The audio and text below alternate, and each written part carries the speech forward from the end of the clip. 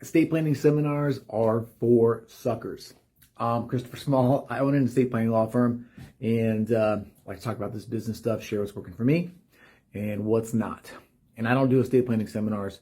I never have, probably never will, and there are a few reasons for that.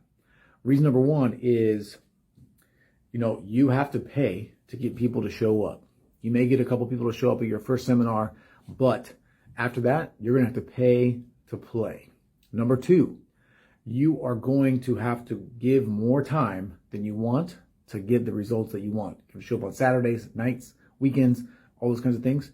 And number three, seminar content can't live forever. These videos that I make, content that I make, it works for me 24 hours, 7 days a week, 365 days a year. And it keeps working forever, and it compounds on each other. So make some videos. See ya.